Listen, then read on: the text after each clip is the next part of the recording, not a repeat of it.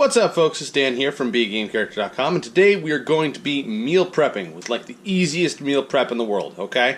So what you're going to need for this is you're going to need a bottle of your tomato sauce of choice. I don't really care. I went for something thick and chunky because that's what I like.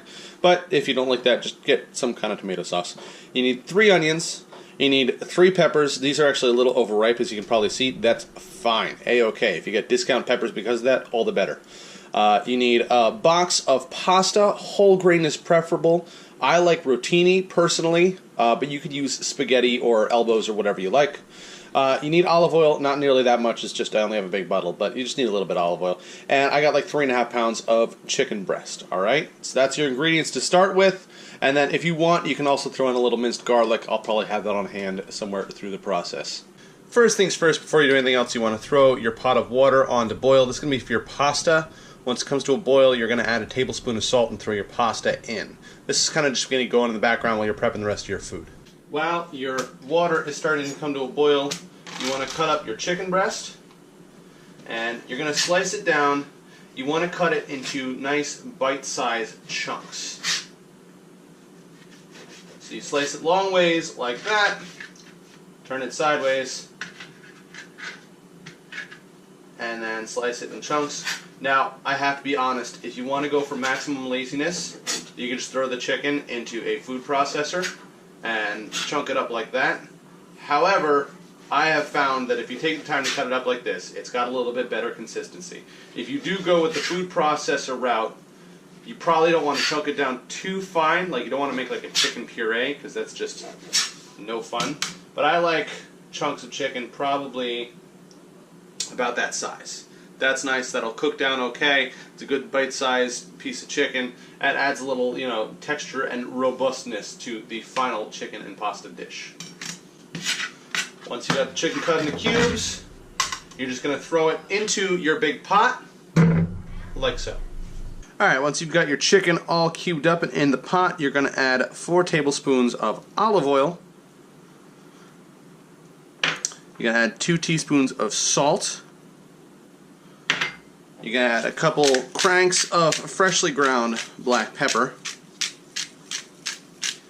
And then this last one is optional. If you want, you can add a couple tablespoons of minced garlic as well.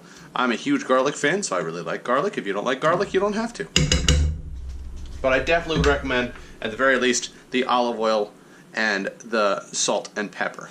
Specifically because we're probably going to end up with a little more chicken than we need, which means that some of this is going to go off onto the side, and then you can go ahead and use it for salads and stuff like that. It's got a nice neutral taste, but it's not completely bland if you add the salt and pepper to it. So you want to mix that all around. Obviously my pot is not actually hot yet or cooking. Otherwise it's burning the crap out of my hand right now. But it's easiest to mix with your hand. That way you get good even coverage on everything. Also, less dishes to wash at the end.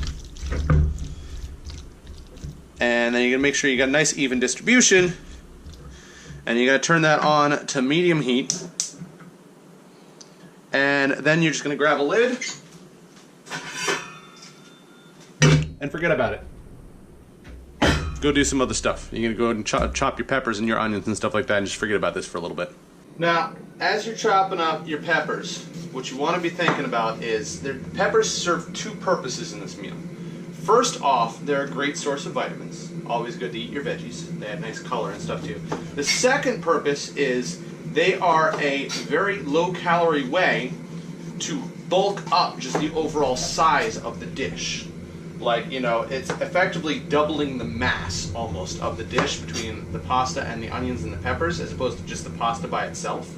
If we add enough pasta to equal up the mass that these peppers have, we'd be adding a heck of a lot more calories to this dish. However, since this is supposed to be a cutting meal prep, i.e. I'm trying to lose weight, I want to have a way that I can have a really full stomach, because I like to eat a lot of food, without having used up all of my calories for the day in a single meal.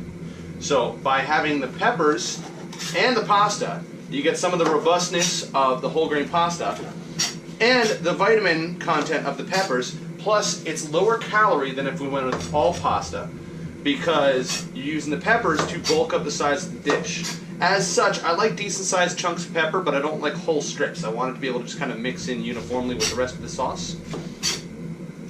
So I like generally about that size, as you can see there. Not much smaller than the chicken, in fact. Once you got your peppers cut up, before you move on to your onions, you probably want to check out, see what's going on with your chicken.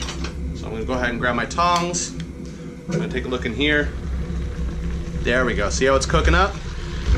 Now you want to stir it up because you can see there's still a lot of raw chicken going on in here. The stuff that's on the bottom is probably cooked. The stuff that's in the middle and or near the top probably still needs a little more loving from the heat before it's done. So we're just going to go in here and stir it up and break it all up. As you can see, it smells really good, which is funny because it's really just chicken and olive oil and salt and pepper. So stir that up. Probably turn the heat down a little bit because you already got heat in the pan now. And then we're just going to go ahead and throw the lid back on. Also, at this point in your journey, your water's probably boiling, even if it's on a small back burner like mine is. You just go ahead and throw your pasta in there. And you do want to add a little bit of salt to your pasta water.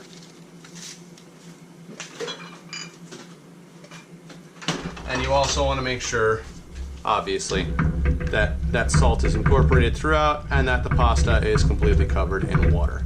I have a smaller pot than I usually use for my pasta here, but it's just enough to cover, so we're good. Now's the time when you want to start timing stuff. You want to time the pasta, you want to cook it for about 7 or 8 minutes, so it's still a little al dente, especially if it's whole grain. If it's not whole grain, you can go for an even shorter amount of time, but you want to be a little bit al dente when you take it off the heat, because then you're going to later on mix it in with your sauce.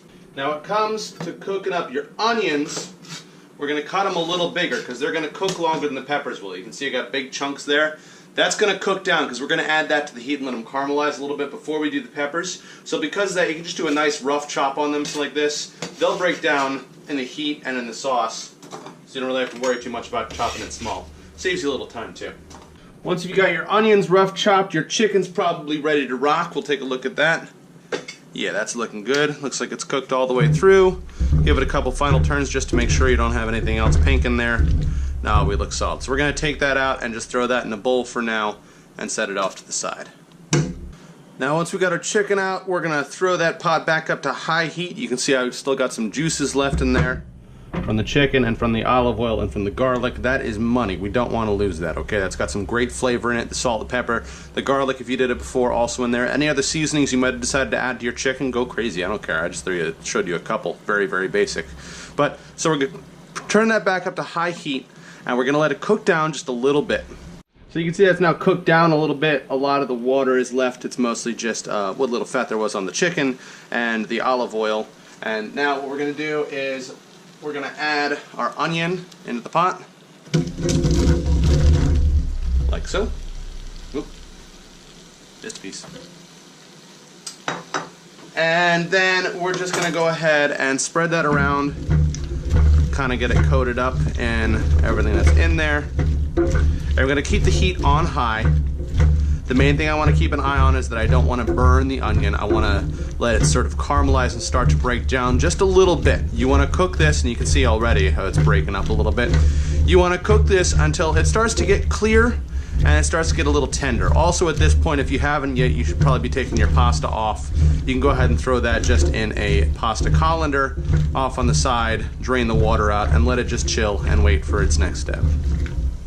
Alright, so our onion's been cooking for a couple of minutes. You can see it's starting to get clear, a little flexible. This is the point where you want to add your peppers as well. So the peppers are going to go in. We're adding these second because we don't want them to cook as long as the onion does, because they don't take as long to cook to get, you know, a decent chew on them. You want them to stay kind of crunchy.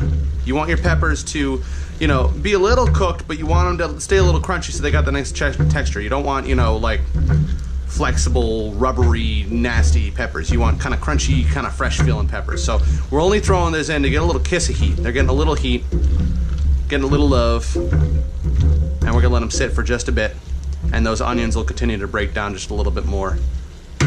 The onions, you don't want them to be crunchy, but you don't want them to be completely flexible either. You want to still have a little snap to them, because again, part of the reason for the vegetables is to add mass and to add some, you know, just some oomph to our pasta. So that way we get a good big amount of food, even though it's not a big amount of calories. All right, so here we are. Now you can see even the thicker cuts of onions have started to get clear. Our peppers are starting to sweat a little bit. That's just about where we want it. What we're gonna do next is we're gonna add in our jar of pasta sauce. Now this is 10 servings of pasta sauce. All right, so we got 5 cups here. And we're just gonna add the whole jar in. Now, could you add tomatoes and tomato paste and stuff and make your own pasta sauce? Absolutely. Would it probably taste a little bit better, maybe even? Probably. Is it gonna take a heck of a lot more time? Absolutely. This is a nice little easy shortcut. Personally, I think Ragu makes some pretty tasty sauces. I'm not a picky, sauce guy. And this is just gonna save us a little time in the end. So we're gonna go ahead and mix that up. The sauce is gonna cool everything down as you do. But you can see even before we've added the pasta, I mean, that is a substantial pot of substance. Look at all those veggies getting mixed in there. And this is before we've even had the pasta or the chicken in.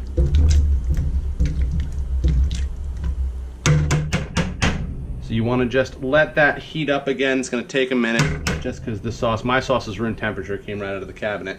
If it came out of the fridge, it might take even a little bit longer. But you want to let that cook until the sauce starts to simmer. Now once you start to see some bubbles coming up in your pasta, as you do right there, in your sauce, then you bring your pasta back. We're gonna add that in. There we go. And once again, mix it all around.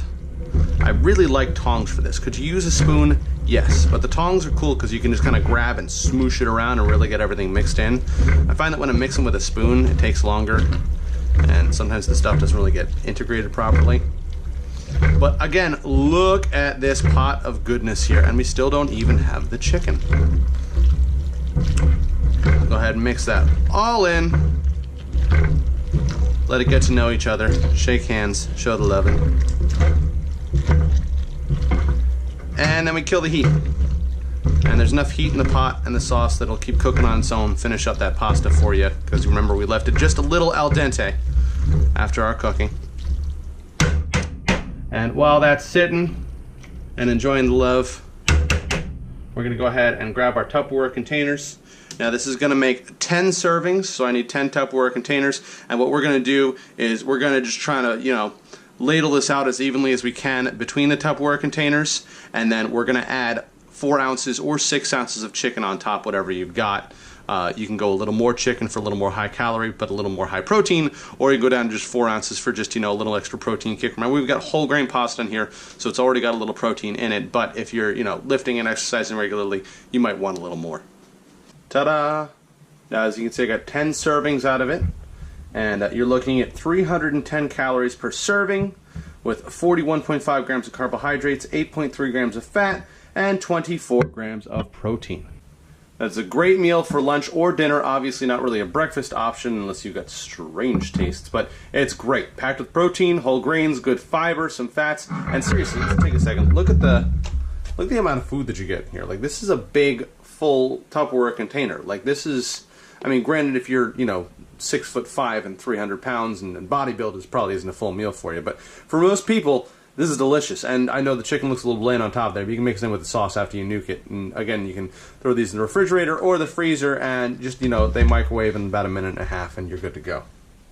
So yeah, enjoy it. Nice, low calorie, high nutritional density meal for you. And it probably took about all of, 45 minutes to prepare, soup to nuts. So enjoy. Thank you for watching. As always, remember to live boldly, change the world, and continue to be awesome. Bye-bye.